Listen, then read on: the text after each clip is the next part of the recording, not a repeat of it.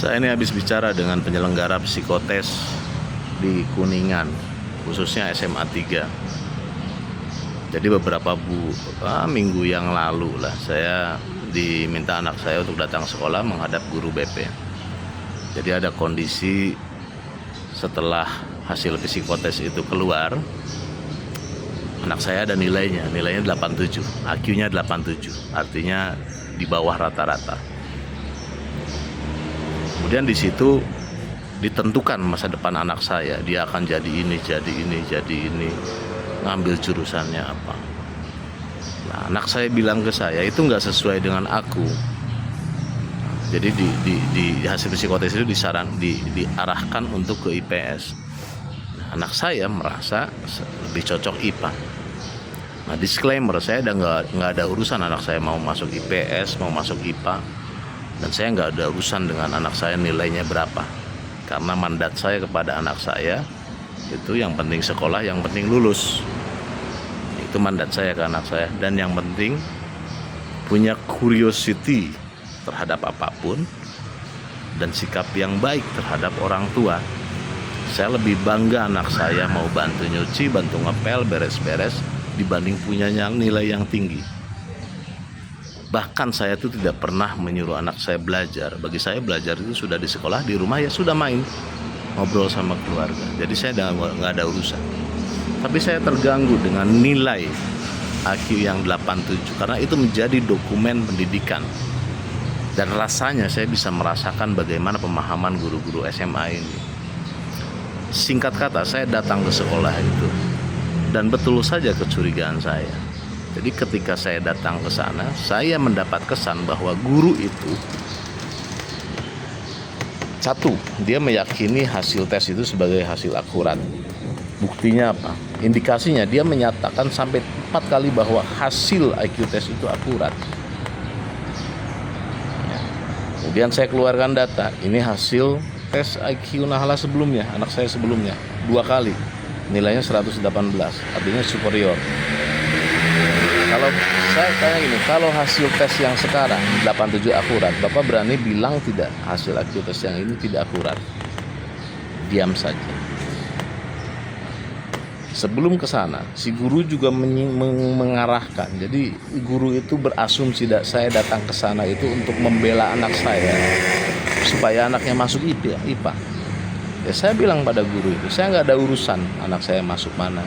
Urusan saya adalah anak saya memiliki keinginan, dan keinginan itu memiliki good reason, alasan yang kuat.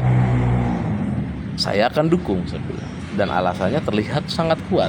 Yang pertama, ada 2 hasil IQ tes dari sekolah 87 dan saya memiliki 2 hasil IQ tes yang nilainya 118.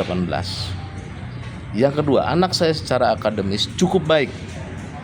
Meskipun tes saya tidak bangga dengan itu, anak saya cukup baik, masuk dalam 5 teratas. Kemudian saya lihat nilai-nilai di bidang pelajaran IPA-nya sedikit lebih tinggi dengan nilai IPS-nya, dengan rata-rata keseluruhan nilai 8. Kalau ngomongin nilai 8, itu kan baik dari skala 1 sampai 10. Tapi kan jadi lucu ketika IQ-nya ternyata rendah.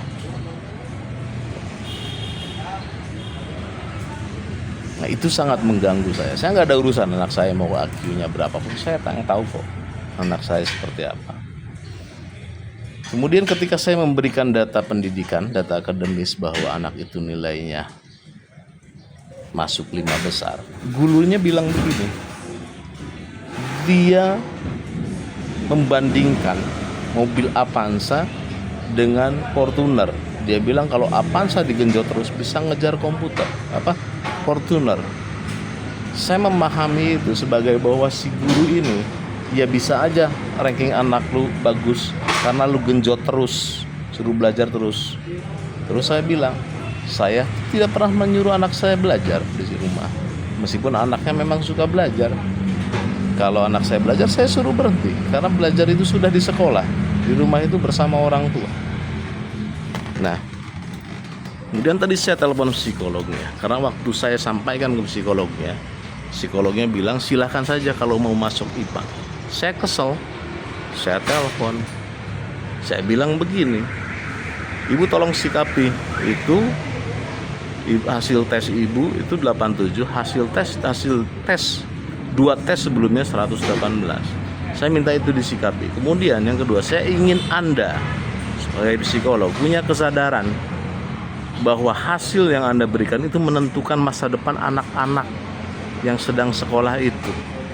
Contohnya anak saya speak up. Bagaimana dengan anak-anak lainnya yang sudah dilabeli oleh tes ibu sebagai anak yang IQ 78, 87, dan kemudian orang tuanya tidak speak up? Bagaimana itu perasaan anaknya itu? Saya IQ-nya kecil, saya bodoh. Si psikolog ini nggak punya tanggung jawab moral terhadap ini. Dan bagi saya psikolog itu nggak lebih dari sekedar yang ikut tes ini ya. Ini ada tes di instansi, di dinas atau di sekolah, ikut pekerjaan, dapat pekerjaan, penyelenggaraan tes, dapat duit, selesai. Enak banget. Dia tidak peduli dengan nasib anak-anak itu yang sudah dia labeli dengan IQ 87, IQ 70, IQ 100, tanpa memberi pemahaman yang kuat bahwa tes itu ya sekedar tes. Tes itu hanya bagian dari penilaian. Ada penilaian akademis, ada penilaian potensi lainnya. Saya bilang bahwa saya juga pernah menjabat di HRD dengan jabatan yang cukup tinggi sebagai senior manager. Saya tahu persis caranya menilai melalui alat-alat tes itu. Tidak pernah ada satu permintaan yang dilakukan dengan satu alat tes, paling tidak 3-4 alat tes. Dan bayangkan, ini penyelenggara psikotes sangat menentukan masa depan anak-anak dengan satu alat tes, dan dia tidak tahu persis latar belakang anaknya, tidak mewawancara anaknya. Nah, buat saya ini kesalahan fatal, bukan hanya untuk anak saya nggak masalah. Anak saya bisa masuk ke swasta, dan saya memang berencana mensekolahkan anak saya di China. Tapi ini bayangkan nasib anak-anak yang lain. Bayangkan nasib anak-anak yang sudah dilabeli IQ-nya 80. Ekonomi keluarganya tidak mampu. Ini yang mungkin menyebabkan kemiskinan terus-menerus. Dan si penyelenggara psikotes ini sudah 28 tahun di Kuningan. Bayangkan itu.